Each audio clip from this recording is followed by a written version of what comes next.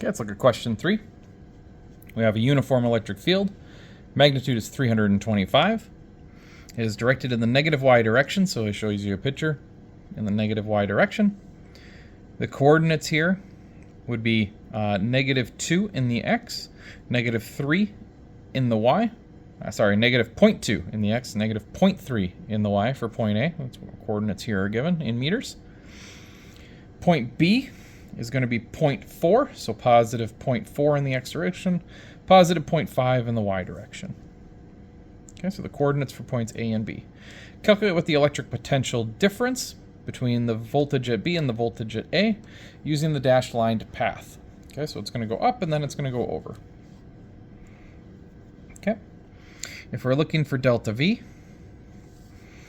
we know delta V would be negative E dotted with D, the distance. These two are both the vectors. Okay. If they're dotted, that means that they have to be in the same direction or opposite direction. If you wish, you can use ED cos theta if you want to use that. That also works. Okay. Let's see what else we got here. We have negative electric field. The electric field, 325. Okay.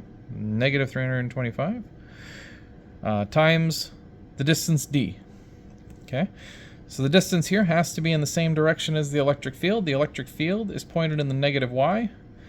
Our distance that we're going to travel is the opposite of that.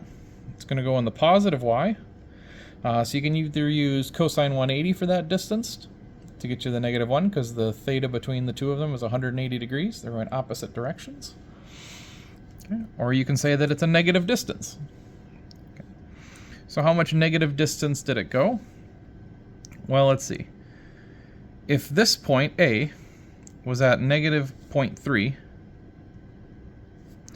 and this distance B is at positive 0.5, okay, that means we'll have to go up 3 and then up an additional 8. That should get us a distance of up 0.3, up 0.5. That should get us a distance of 0.8. Negative and negative are going to cancel, and we end up with 260 volts is the difference between those 2 points. The other one, when you go across in the x direction, this dot product is between a y and an x component. It'll end up being 0. Or you can think of it as this being in the downward direction, this being in the across direction. You'll have a cosine of 90, which again is 0. So there'll be no change in the voltage due to that.